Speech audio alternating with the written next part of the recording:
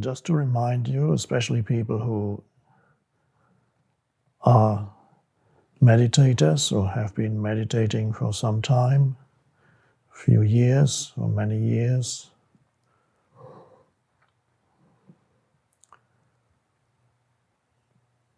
perhaps the greatest obstacle to true meditation is the idea that you are doing a meditation.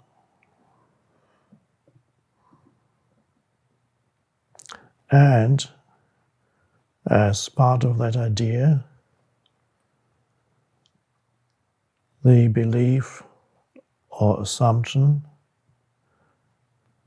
that you're trying to get somewhere or achieve something through the meditation.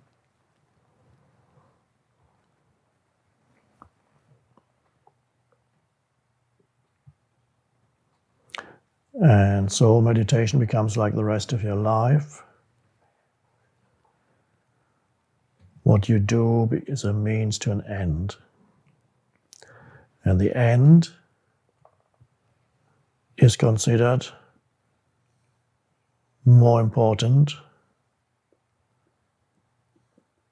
than the present moment. So you're doing in order to achieve or get or attain something. And that underlies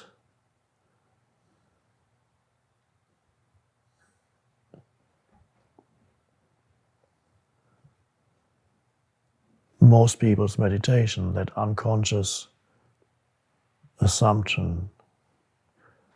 And that's a great obstacle because true meditation is about something much more immediate.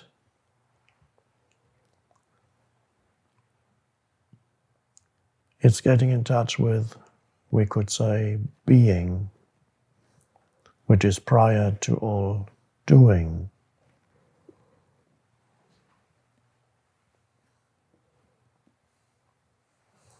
Now, being has been talked about in philosophy. There are big books written about being. Jean-Paul Sartre wrote Being and Nothingness. Heidegger wrote Being and Time. Two very big books. They're interesting. Well, in some respects.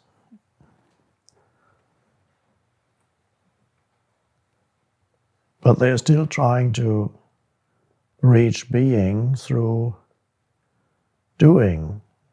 In their case, it's through thinking and conceptualization to reach what they correctly assume to be something absolutely fundamental that underlies all of existence. They try to reach it through conceptualization and thinking, which is another way of doing, of course. Thinking is a kind of doing also.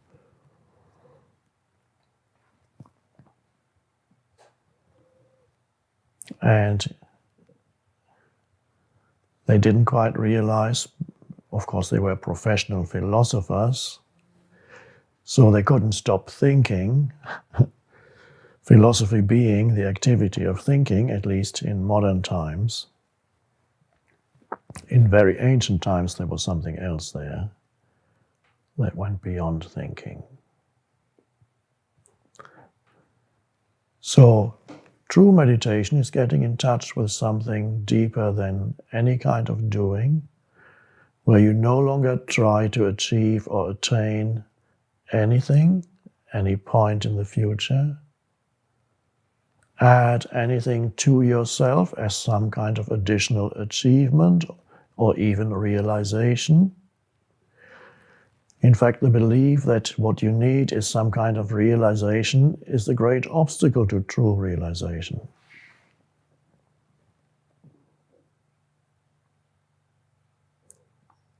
So being, the substratum, to use a geological term, as a kind of analogy, being is a substratum of all existence and all life, that which underlies it all. And that can be known directly within you, but not in the sense in which things in this world are known. Not even in the sense in which anything is known that becomes an object in your consciousness. It's a direct knowing where the subject that knows and the object that is known merge into one.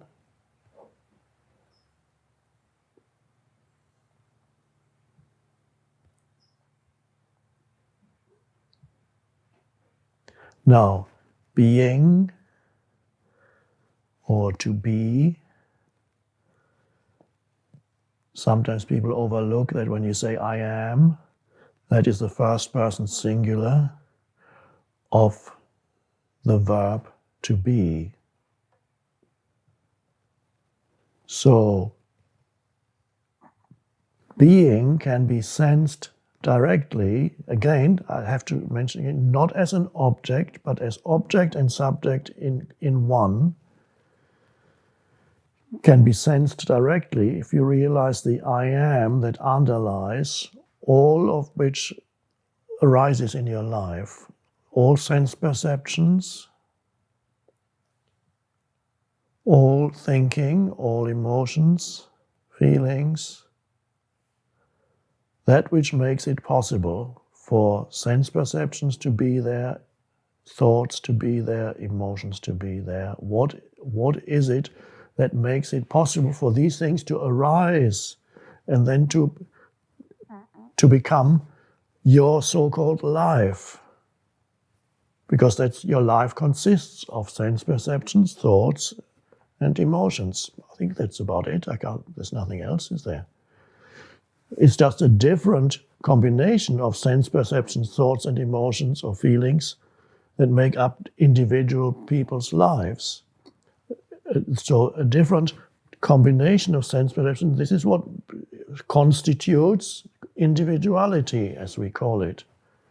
But if you look closely at what individuality or individual existence means, it is a mixture, a particular mixture of sense perceptions, thoughts, and emotions, feelings.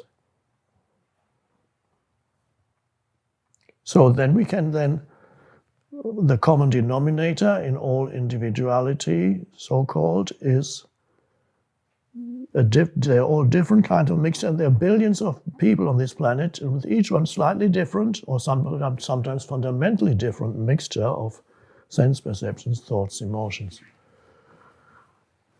Okay, we have that. And yet, what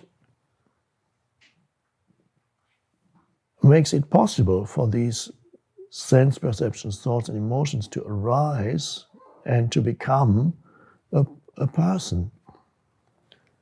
What is that?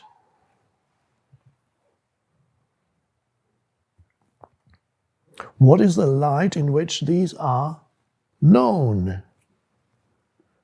What or who is the knower of all these sense perceptions, thoughts, emotions? And that is the substratum, that is the being or the knowing, the eternal subject of all knowing. And essentially, you are that. But is infinitely more fundamental than anything that arises in your life that's to do with experiences. When we say experiences, really it's sense perceptions and thoughts and emotions coming together. Experiences that make up your life. So we are getting at now as an experience, an experiential realization here and now, is who or what you are beyond sense perceptions and experiences. experiences includes those things: sense perceptions, thoughts, emotions, feelings. Is there a more fundamental dimension than the temporary coming together of your experiences, which of course come and go fairly quickly and then evaporate completely, and then the person is gone?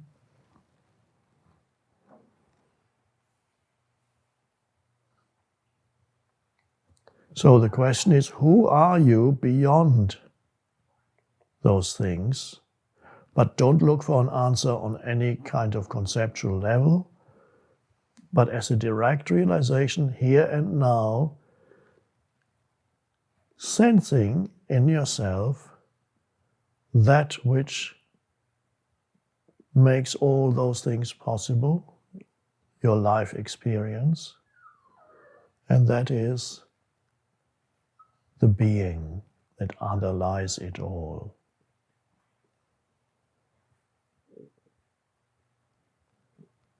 We could say also the unconditioned consciousness that underlies it all.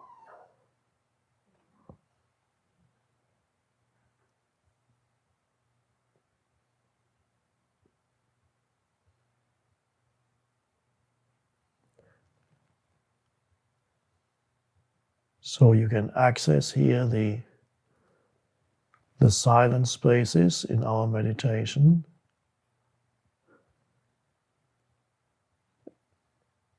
Become aware of the silent spaces. This is why we still call it a meditation, although it's not a doing. Become aware of the silent spaces here, like now, and now, and now. And realize that when you become aware of the silent space, there is no thinking anymore. There's a cessation of thinking. It arises naturally. And what remains of you when there's this cessation of thinking?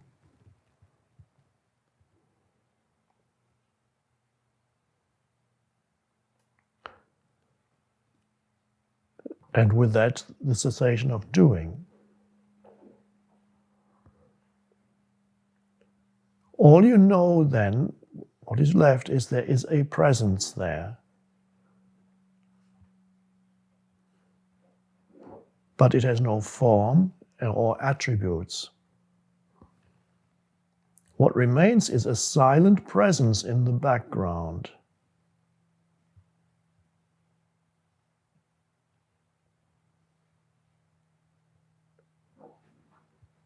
And you can sense that silent presence not just with your head, one could almost say with your entire being, with your whole so-called body.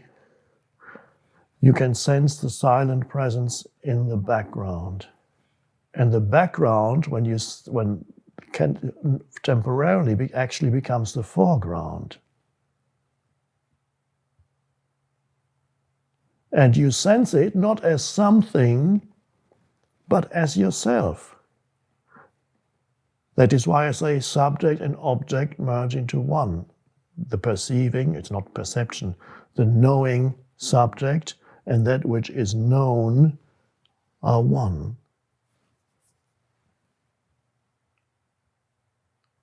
And that's the realization of being.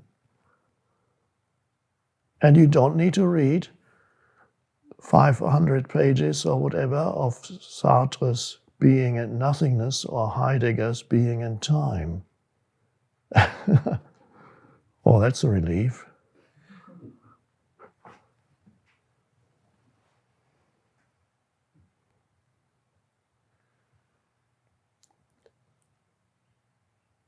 Perhaps the mind comes in and says, can it be that simple? Of course. It is the most immediate and the most natural thing to know that in yourself. But somehow humans at some point lost it. Perhaps that's what's called the fall.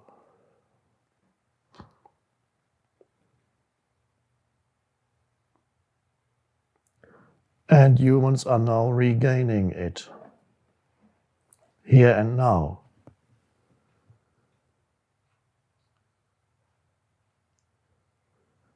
And when you regain something that had been lost, you know it more deeply.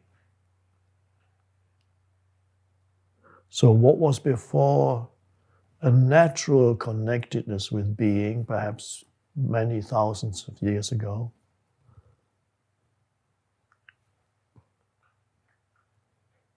natural, by the way, means you don't even know it's there, you're just connected with being, and there's that rootedness in being there, now becomes a conscious rootedness in being.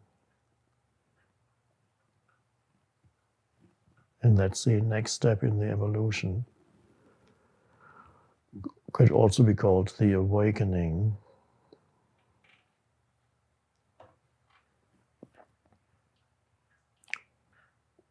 Your challenge is, in daily life, to stay connected with that dimension, realize that dimension as the essential I am, the self-realization. So that remains then in the background as this silent presence or spaciousness. It remains in the background, while in the foreground you deal with your daily life. And you think again, you do things, you respond, you feel, you have emotions.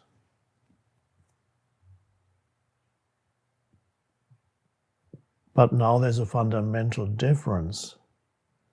When that dimension is present consciously in your life,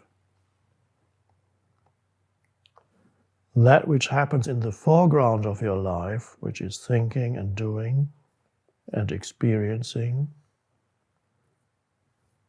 never absorbs you totally anymore. You give it its due, yes,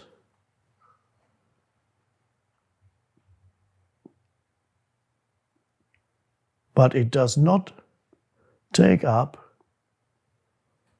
the totality of your attention or your consciousness. Or in other words, you don't lose yourself completely anymore when you start to think and to do and to react, which is the normal state, lost. Lost in doing and thinking. So you become a grounded, in the true sense of the word, in the deepest sense of the word, a grounded human being, rooted in being, and then able to deal with things in a different way also, because it does change when that dimension is present in the background of your life. You can sense the beingness in the background. It's not difficult. Then the way in which you do, the way in which you think and experience undergoes a change. You don't need to change it yourself. It just happens. And everything you're thinking and you're doing becomes imbued with a quite a peaceful energy.